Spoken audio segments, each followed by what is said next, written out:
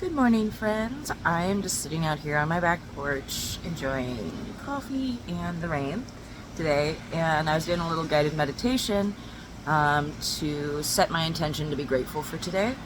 And I found myself kind of pushing back, and so I sometimes have issues with these guided meditations just because they're so generic, and sometimes it can be hard to make it fit my certain situation of the day or whatever. But this specific meditation focused on gratitude in like being yourself and being present with yourself. And I found myself consciously, I was able to tear apart why I was having this pushback. And it was me being like, well, I've made mistakes. Well, I've done this. Well, I've done that. And I've said this, that, and the other. I've not done this or that. And I really was just bringing up all my past mistakes to myself. And when I caught myself, I was able to say, well, I still deserve gratitude for myself.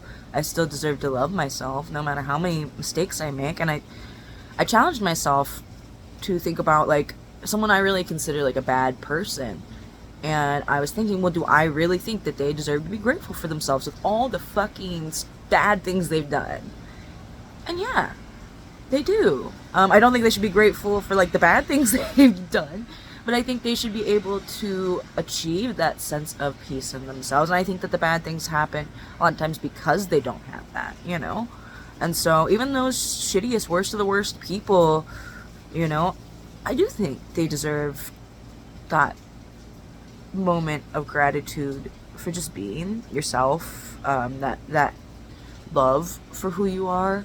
I think everyone deserves that, no matter what you've done. And so if I am, in my mind, better than what I see as the worst of the worst, then yeah, I deserve that too.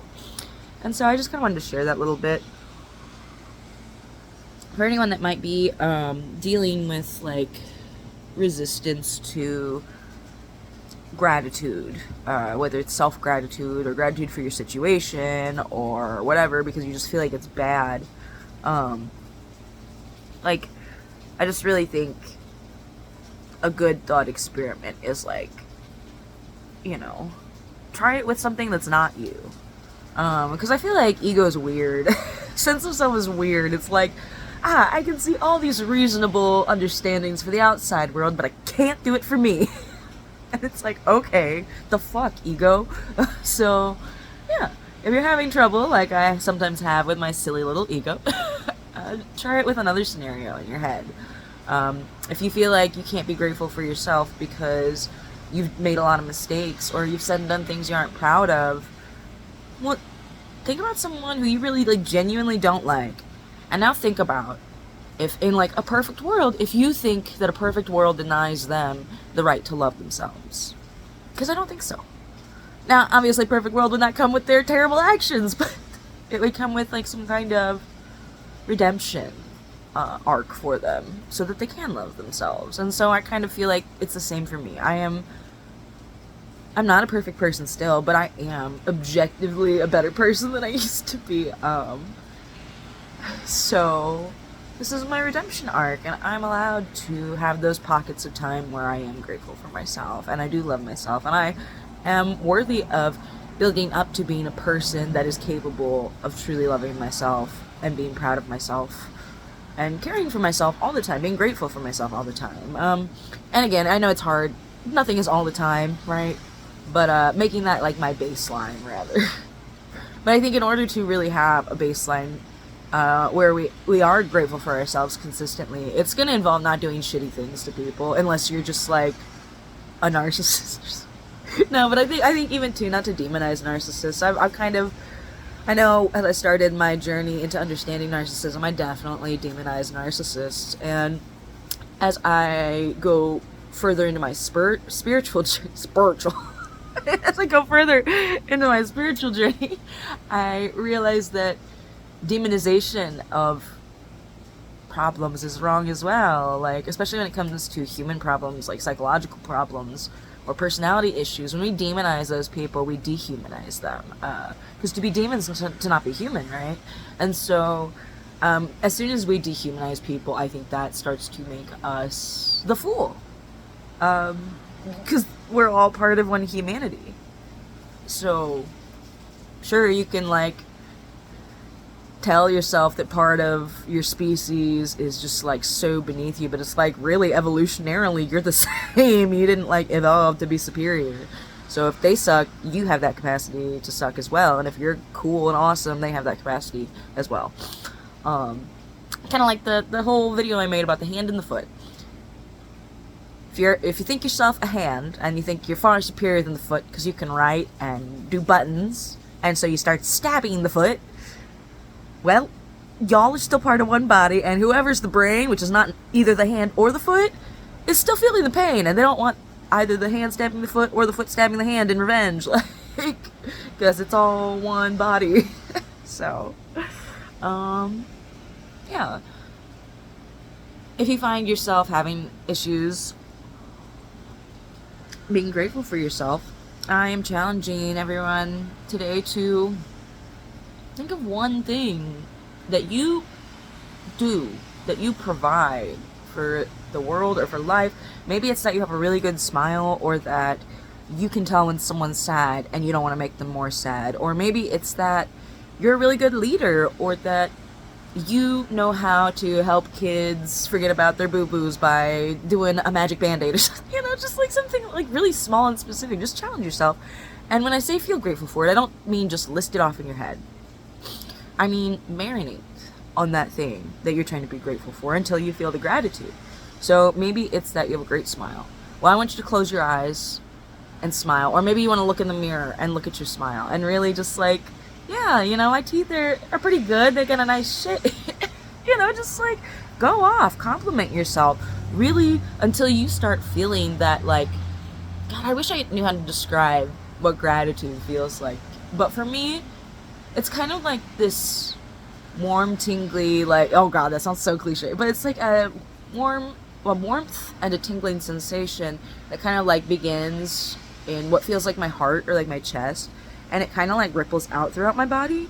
And when I am fully grateful for something, I feel like my entire body, from like toes to fingertips to head, is like warm, and not like hot, but like warm and like pleasant, kind of like being in like a warm bath. And it's like tingly, but not like pins and needles, like your hands gone numb. It's more like a good tingly, kind of like a light tickle, I guess. And I know it probably sounds so weird to try and describe the visceral reaction in my body from emotions, and I'm doing probably a piss poor job, but you know, maybe someone out there will understand what I'm trying to say and recognize that, like, they think they've been being grateful, but really they've just been going through the cognitive motions of like listing things to be grateful for at a determined date.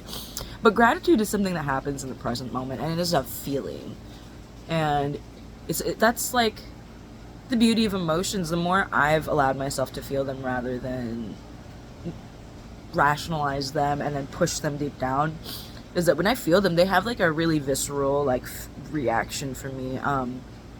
It can change my heart rate. It can make me perspire. An emotion or a feeling can make me feel jittery, and like it's really just crazy how physical emotional reactions are. How they really just work in tandem with one another. They are both representations of the emotion. I know that understanding the physical sensations is what was my main strategy for overcoming panic attacks, honestly. And not to say that I don't still struggle with the same level of panic that would it previously induce panic attacks, but more to say that, like, now I know the warning signs before I hit panic attack levels in my panic. And so when I start to feel that level of panic, then I'm like, okay, this is, if I don't change, it's going to lead to a panic attack. I'm able to like get myself away from the situation, even if it's just mentally, like distract myself. I'm like, I'm gonna watch like a TV show, or like I'm gonna go work on a painting, or I'm gonna go for a walk, or I'm just gonna go cry for a little bit because I'm getting to panic attack levels soon. And so because I would notice that my heart would start to beat faster and faster, and my thoughts, they'd start to go by quicker, and it'd be harder to grab onto them, and I'd start to sweat, and I'd start to fidget, and all these different things led to getting to a point of no comeback. You just have to let the panic attack run its course until you can, or if you can ground yourself out of it, which I don't know, for me it just seems like it kind of has to run its course, and then there will be like these moments where I have the option to, like, I can choose to distract myself right now, or I can start the train of panic again and ride the ride again. But yeah, this is a much longer video than I intended. Sorry guys, I digress. This is more of a rant. A rambling rant. So yeah, gratitude. And if you're having issues finding gratitude, I really challenge you to just try it another way. That's what I had to do. It started off with me intellectually processing the concept of gratitude, making lists of things I ought to be grateful for, before I really understood how to soak in gratitude in the present moment. But I think gratitude is bliss, is nirvana, is love, is joy. That feeling of just like fulfillment and contentment, feeling it physically, mentally, and spiritually, I think it's all the same. For me, at least. And maybe that means I haven't really felt like whatever monks are calling nirvana, but when I experience, that word fits to me, so. And I think really that's the best we can all ask for, is our own version of that, you know? I don't really want someone else's version of nirvana, because it's probably not going to be the same as mine. At least not in the physical reality. Because I know that I don't want to live the life of an aesthetic. I mean, I like my maximal decor and fun, colorful things, and I like fuzzy clothes, and I don't want to wear monk robes. I do like shaving my head, but I'm kind of in a grow it out and shave it phase at the same time. So, but anyways, okay, digressing. Gratitude, awesome, and I definitely suggest morning meditations. And if you can't hold on to a 15 or even 10-minute morning meditation, they do make 5-minute meditations out there.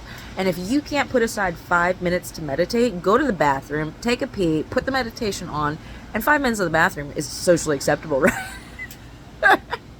That's like the bathroom time, 5 minutes. Like, when it's less, you're like, oh, that's kind of quick. If it's more, you're like, that's kind of long. So, 5 minutes in the bathroom. Meditate on gratitude, and yeah, I hope everyone has a beautiful day. I hope you choose to make it a little more beautiful than what you feel like you were given. Bye.